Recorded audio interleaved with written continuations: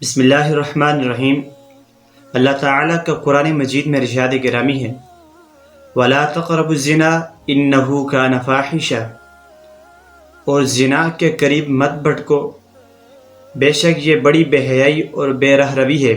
یعنی وہ چیزیں جو زنا کا محرک بنتی ہیں ان کے قریب بھی مت جاؤ۔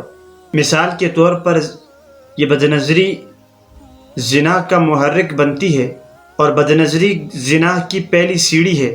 جس طرح مردوں کو حکم دیا گیا ہے کہ وہ غیر محرم عورتوں کو نہ دیکھیں، اسی طرح عورتوں کو بھی حکم دیا گیا ہے کہ وہ غیر محرم مردوں کو نہ دیکھیں۔ اللہ تعالیٰ کا ارشاد گرامی ہے وَقُلْ لِلْمُؤْمِنَاتِ يَغْضُضْنَ مِنْ أَبْصَارِهِنَّ، اور مومن عورتوں سے کہہ دو کہ وہ اپنی نگاہوں کو نیچی رکھیں اور اپنی شرمگاہوں کی حفاظت کریں۔ حدیث پاک کے اندر آتا ہے بے شک نظر شیطان یعنی ابلیس کے زہریلا تیروں میں سے ایک تیر ہے۔ شیطان کہتا ہے کہ عورت میرے تیروں میں سے ایک تیر ہے۔ جب وہ غیر محرم مردوں کے سامنے بے پردگی کر لیتی ہے تو شیطان اس غیر محرم مرد کو یقین دلاتا ہے کہ وہ اس عورت کے ساتھ گناہ میں ملوث ہو سکتا ہے۔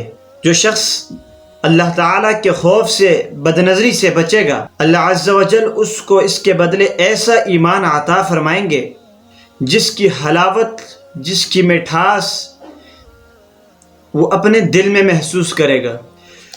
اور یہ بدنظری ایک ایسا گناہ ہے جس سے بندے کا بالکل جی نہیں بھرتا، بلکہ جتنی بھی بدنظری کرے گا دل پر اتنا ہی گہرا زخم، اتنا ہی شدید زخم ہوگا۔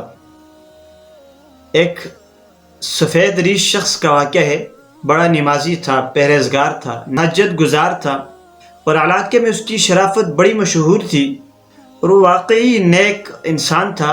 ایک اللہ والے کے پاس آیا اور ان کو آ کے کہنے لگا، ان کے سامنے رونے لگا۔ تو اس اللہ والے نے اس شخص سے کہا، اس سفید ریش بزرگ سے کہا کہ یوں اس طرح سے اس عمر میں کیوں رو رہے ہو؟ تو شخص، وہ بزرگ کہنے لگے کہ آپ میرے لیے دعا کریں، اللہ تعالیٰ میری نگاہوں کو پاک فرما دے۔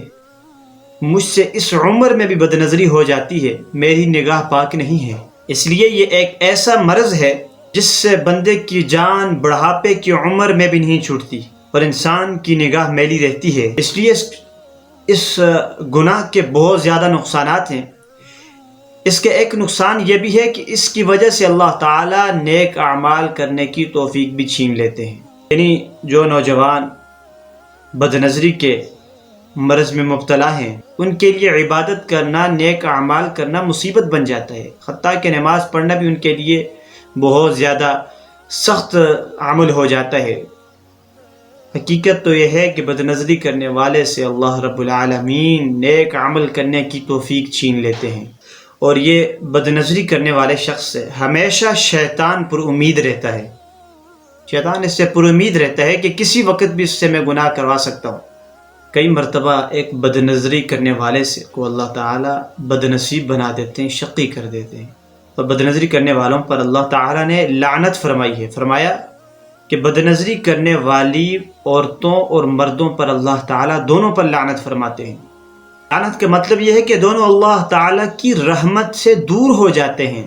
آج ہم بیٹھ کے سوچیں کہ ہم نے بھی اپنی زندگی کو اس لعنت میں گزارنا ہے، اللہ تعالیٰ کی لعنت ہم پر برستی رہے۔ اگر دل کہتا ہے نہیں، میں ان لوگوں میں نہیں بننا چاہتا کہ جن پر اللہ تعالیٰ لعنت فرماتے ہیں، تو ہمیشہ اپنی نظروں کی حفاظت کیجیے گا۔ اس لیے چاہیے کہ برائی کو جڑ ہی سے ختم کر دیا جائے۔ یہ بدنظری برائی کی ابتدا ہے، اس لیے اس ابتدا ہی کو ختم کر دیا جائے۔ جتنا ہو سکے نوجوانوں کو اس عادت سے پرہیز کرنی چاہیے، اور اس بدنظری کا اثر سیدھا دل پر ہوتا ہے، اور بدنظری کرنے کی وجہ سے اللہ تعالیٰ انسان کے چہرے سے رونق، نور کو سلب کر دیتے ہیں۔ اس کے چہرے سے نور ختم ہو جاتا ہے، بے نور ہو جاتا ہے، بے رونق ہو جاتا ہے اس کا چہرہ۔ بدنظری کرنے والے شخص کے ذہن میں شیطان یہ ڈالتا ہے کہ میں تو ادھر ادھر دیکھتا ہوں، میں تو کچھ کام تو نہیں کرتا، صرف بدنظری ہی کرتا ہوں۔ یاد رکھیے گا، بدنظری سے کوئی ہاتھی سے زیادہ سخت شخص بھی پھسل سکتا ہے، وہ انسان کتنے ہی بڑے کردار کا مالک ہو۔ جب اس گناہ کے اندر پڑتا ہے تو وہ برائیوں کی طرف پہلا قدم رکھ لیتا ہے۔ اس لیے چاہیے کہ نوجوانوں کو کہ اللہ کے حضور گڑ گڑائیں، روئیں اور اس گناہ سے توبہ کریں، اور جتنا ہو سکے بد نظری سے بچنے کے لیے ہر طریقہ استعمال کریں۔ اللہ تعالی ہم سب کی حفاظت فرمائے، اس گندے عمل کو چھوڑنے کے لیے ہمارا حامی و مددگار بن جائے۔